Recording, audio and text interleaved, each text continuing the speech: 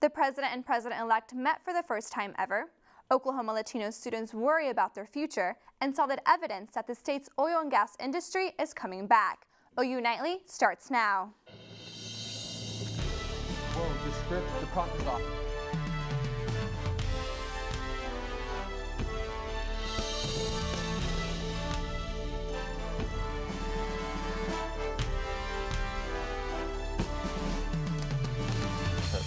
No. Where's your script? Good evening. Even before the campaign began, both men outwardly expressed animosity for one another, exchanging personal blows. Trump has questioned the citizenship of the 44th president and even suggested he may be Muslim. And just more than a month ago, outgoing president called Trump unfit to hold office. Despite a vicious war of words during the campaign, the two sat shoulder to shoulder in the Oval Office today, exchanging pleasantries. Following a meeting that's become tradition for transitioning administrations, Obama says Trump will have the full support of his administration during the transition period. Most of all, I want to emphasize to you, Mr. President-elect, that we now are going to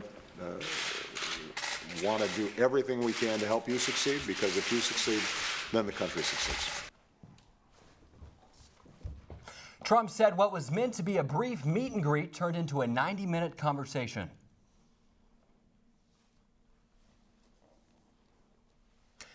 Most of all, I want to emphasize to you, Mr. President-elect, that we now are going to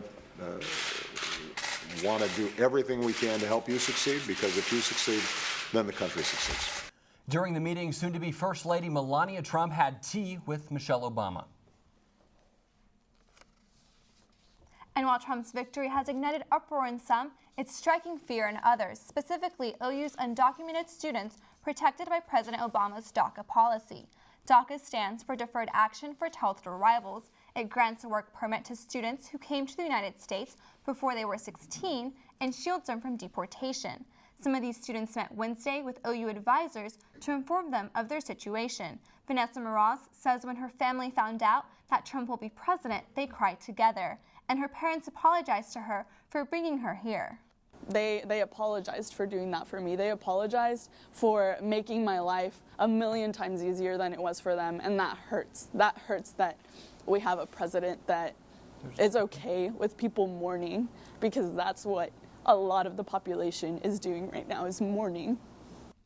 Trump has said he will do away with all of President Obama's executive orders. You can join us next week for an in-depth story about how DACA students across campus are coping with the election results. Though Donald Trump ultimately got the vote, this election left many citizens unhappy with the names at the top of the ballot. Nightly's Anna Whitney shows us why some Oklahoman citizens skipped the top of the ballot altogether. Voting records across the state were broken this year. Oklahoma saw a record of in-person early voting with more than 152,000 early ballots cast. There was also an increase in absentee ballots cast. That number lies over 100,000. Oklahomans broke another record too. Twice as many Oklahomans undervoted on their ballot compared to 2012. An undervote happens when the voter chooses to ignore one of the elections on the ballot. In this case, it was the presidency they relinquished. Nearly 16,000 Oklahomans voted for Oklahoma congressional and Senate races and state questions, but left out the most important choice Tuesday. Associate Director of the Carl Albert Congressional Research Center, Michael Crespin, tells us why that might be. Like, their conscience just doesn't allow them to vote for those people, right? They say, like, I don't like either of them. I don't want any blame internally that, I voted for one of them. That might be a reason why someone won't vote. The candidates lost nearly 16,000 votes to undervoting in Oklahoma. And this might not have a big impact on our typically red state, but in close Florida counties like Seminole, Clinton lost by less than 4,000 votes. Anna Whitney, OU Nightly. While many Oklahomans undervoted, about 500 overvoted. That means on their ballots they marked two or more of the presidential candidates. Many Oklahoma educators were looking forward to State Question 779 in hopes that it would pass and ultimately raise their salary. But Oklahoma voted no on this proposal, which left teachers wondering what the next step is to keep them from leaving Oklahoma. And in order for us not to have high turnover and everybody running for the Red River, crossing the Red River to go to Texas, we have to pay them a livable wage.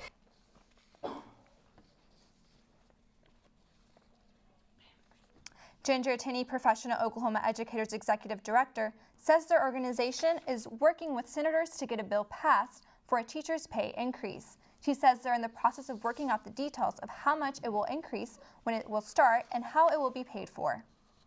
Teachers knew when they went into the profession they were not going to be wealthy, but they did expect to pay their bills.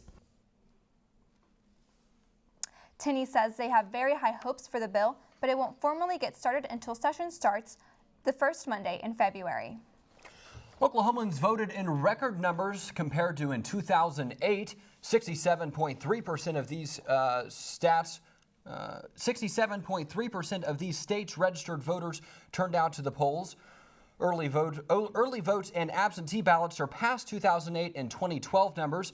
Early voting increased by 33%, while absentee ballots cast went up by 37%. These numbers don't include provisional ballots, which will be counted tomorrow. Now back to the historic scenes in Washington today. Kyle Payne joins us with more details on the president-elect's day. After the White House, Donald Trump traveled to Capitol Hill. His first stop was a meeting with Speaker of the House, Paul Ryan. Ryan called Trump's victory in Wisconsin an incredible political feat. Vice President-elect Mike Pence joined Trump and Ryan for lunch before a tour of the site where he'll be sworn in. Today's meeting is crucial for Speaker Ryan. He faces a vote to keep his speaker's job, and he's been criticized for not fully supporting the GOP candidate. And after Ryan, it was on to the Senate in a meeting with the leader Mitch McConnell. The two discussed agenda items that were key campaign issues, including border security, repealing Obamacare, and tax reform. This is the beginning of the process to match up the congressional Republican plans with the Trump agenda. And away from Washington, thousands of San Francisco high school students today chanted, "Not my president," as they marched through downtown. Last night, protesters took to the streets from coast to coast, angered by the results of Tuesday's election. One group in Los Angeles closed down parts of Highway 101 and burned a Trump effigy at City Hall. Several demonstrators were taken into custody. There were no reports of violence. And Storme, Pam, Governor Mary Fallin says she hasn't spoken with the president-elect since his victory. Asked if she might play a role in his administration, Fallin said she could help him by being a good governor. Thank you, Kyle. Thanks. And Sawyer, it started out cold this morning, but then it warmed up. What are we looking at? It did warm up, and we are still well above average for this time of year. And you can see right now on our visible satellite, we don't really have any clouds over the central part of the U.S., just a few high clouds coming up from from Texas up into our area. And they're going to kind of keep making their way into our area, but just a few high clouds, broken clouds here or there. Still sunny outside right now, 67 degrees, those south winds blowing at 10 miles per hour. Those are going to start to shift around as we go on into tomorrow. They're going to start coming from the north, bringing kind of a chilly shock for tomorrow. So we'll still be above normal. I'll talk about how much. La Nina was officially issued today, and we'll talk more about how that impacts our weather. And then I'll have your game day forecast for Saturday morning. All that and more coming up in just a little bit. Until then, back to you. Thanks, Sawyer. Coming up, the Oklahoma County Sheriff learns his fate. Plus, new plans to improve state bridges.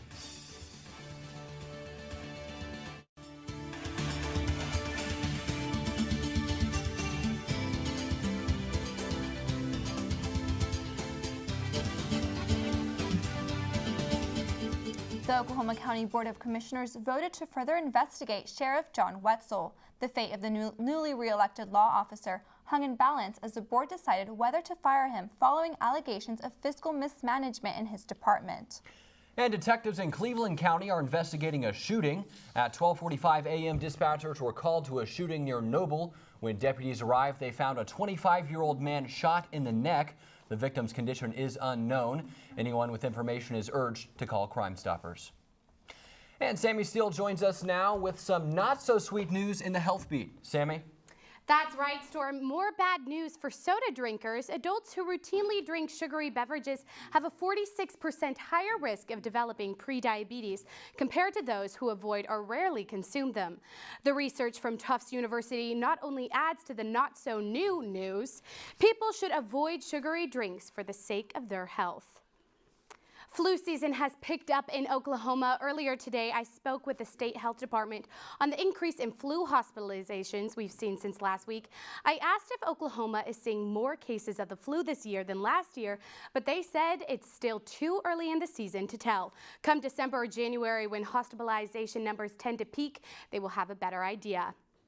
And on Tuesday, for some states, there wasn't just red and blue on the ballot. There was some green, too. Voters in California, Massachusetts, and Nevada legalized the use of recreational marijuana, while residents in Florida, Arkansas, and North Dakota voted to legalize medical marijuana. Now, in more than half the U.S. states, medical marijuana is legal. Guys, I'm from Colorado, so this is not new to me. Right. I think it's just a matter of time before we see this become more and more a pattern on the ballot. Oklahomans will have a chance to vote on that soon, not this election. Next November. Yeah. Thank you, Sammi. For the first time in 2 years, the state has registered an increase in taxes by the oil and gas industry. State Treasurer Ken Miller says in October the industry poured $35.1 million into state coffers, compared to 2014 collections of $32.2 million. That's an increase of nearly $3 million. And the Oklahoma Transportation Commission approved improvements to roads and bridges. The work plan for fiscal year 2017 through 2021 contains more than $933 million in federal, state, local, and tribal money. The money will be used to improve county bridges and miles of county roads. Around 300 of the bridges are rated structurally deficient, and all 41 contracts were awarded and 25 in 25 counties. Still ahead on OU Nightly, the Big Apple prepares for Christmas in a big way. And we'll see if Sawyer, if we can keep this beautiful weather right around the weekend. It'll be here, but we've got a few cold shots coming in. I'll let you know how strong they'll be coming up after this. Welcome back to OU Nightly. As we talked just before the break, it's been a really nice day outside. We're not really seeing these fall-like temperatures. It's due in part to we don't really have any clouds over the area, just a few high clouds like we pointed out earlier. And really across the entire U.S., there's just not a lot going on at the moment. We've got some little system down in southeastern Texas, but it's not really affecting us at all. And with that right now, it's keeping our current temps outside just really nice. We're in the mid to upper 60s across the entire state, even some lower 70s up in the Panhandle. Overall, still just a very nice day. So lows tonight, though, we're going to dip a little bit. We're still above normal. Our normal for this time of year is in the lower 40s. We're still going to be seeing some upper 40s, some lower 30s out in the Panhandle. And so, or excuse me, upper 30s out in the Panhandle. And with that, we got some freeze watches up in the Woodward area down in Amarillo, and we expect here in the next couple hours to get some up in Guyman because they're generally colder than just everywhere else. So we'll have to just be aware of that if you're out there. I know I got told by some family and friends that they had to bring their plants in last night. They're up in northeastern Oklahoma where they had some freeze warnings. They got down into 33 or so this morning. Highs for tomorrow, much the same picture for today. We've got the mid 60s, lower 70s, and some upper 50s where that cold air is kind of making its way. Now, like we talked about earlier, those winds are going to start to shift tonight into tomorrow morning, and they're going to start to shift out of the north, bringing a nice, like a blast of Arctic air as we get a cold front coming through. Now, we talked about La Nina. Officially today, La Nina, there was a La Nina advisory issued, and La Nina, what we look at is an area in the equatorial Pacific Ocean where temperatures are below a degree Fahrenheit over below average. And right now that is expected to stay for a few months, and those impacts is we're looking at drier, warmer area in the south U.S., which right now is kind of a bad story. We've got this drought going on, especially down in the southeast right now. You can see over in Alabama, Mississippi, where they're really affected by this drought, and it's starting to creep back up into our area. So with La Nina, it's going to kind of keep it dry here, and on our future radar you can see we've got this cold front moving through. And we'll stop at about tomorrow morning around 7 a.m. That's going to keep moving through. Behind it, we've got these high pressure systems just building in, keeping it cold. We're going to get down into the upper 30s over the weekend. So if you have plants, definitely bring them in, or else well, you're not going to have plants anymore. So we're looking at upper 30s across the entire U.S., some lower 40s. And then as we go on into your game day, still looking very nice. We're going to mid-50s, northeast winds 5 to 10 miles per hour. And then Sunday, we expand this out just a little bit. Overall, still nice in the 60s and 70s. So fall is making a return finally. Nice. Fall's making a return. Yes. Now then winter. Is winter going to arrive on schedule, or? We're hoping with La Nina, it may kind of push it out a little bit into late December, early January. All right. Perfect. Thanks, Sawyer. And Madeline Roberts is up next. Madeline, are we going to get a win for the dads this weekend during Dad's Day? I don't know about So, but when we come back, we'll talk about that, and we'll talk about what happened when the Raptors came to OKC last night. Sports is straight ahead.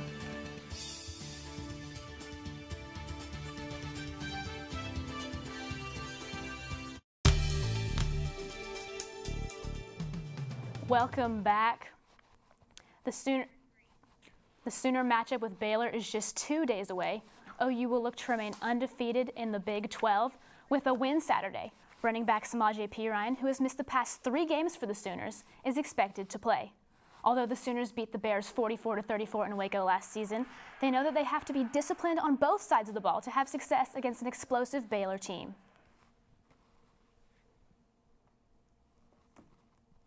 Well, we've gotten better in a lot of the weeks, and we've done a lot of good things, and so I think we've improved in a lot of areas. I think we've got some guys that have really grown, and that have played better and have made more plays and gotten confidence, and we've gotten more continuity. So I think there's a lot of positives. But the other thing too is, each week's its own week, and this one there'll be new challenges. There'll be new schemes. It's just a totally new deal, and we got to go play really good against Baylor. It's a clash of the mindset that we want to win the Big 12, and they do too. It's just kind of the clash of they want to take it over, and so it gets physical, and that's the way big games happen. It starts up front, and in between the trenches, it gets physical. They have a couple guys in the receiving corps. They can all make plays, especially if you give them some space. They can make you miss. So, we're definitely going to have to be good tacklers, and, we're going to have to come in with a good game plan to go ahead and stop their passing game. They do a lot of things well. They're one of the top offenses in the country, and the reason is they are balanced.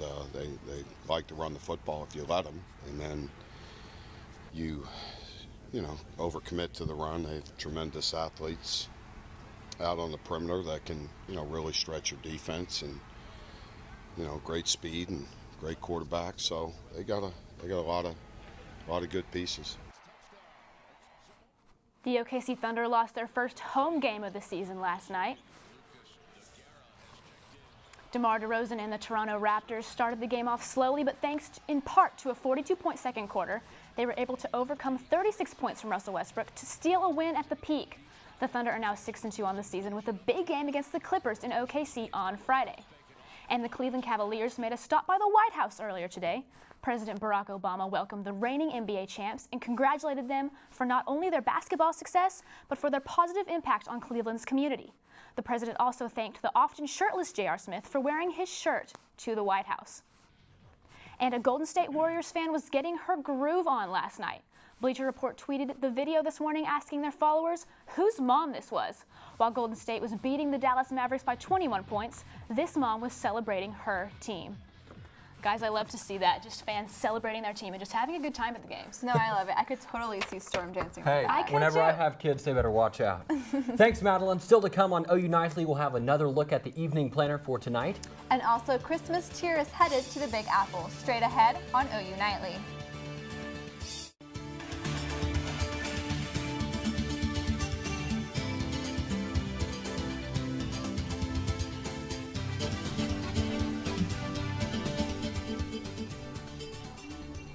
I'm Shereen Hashem at the Update Desk. Oklahoma City police search for a classic car valued at $175,000. Police say the 1995 Chevy Bel Air was stolen from a local business early this morning. And Governor Mary Fallin says she hasn't spoken to Donald Trump since the election. Fallin said she is willing to listen if Trump asked for her to serve in his administration. That's it for now. Back to you in the studio. Thanks, Shereen. A sure sign that Christmas is just around the corner. The Rockefeller Christmas tree is officially cut and on its way to Manhattan.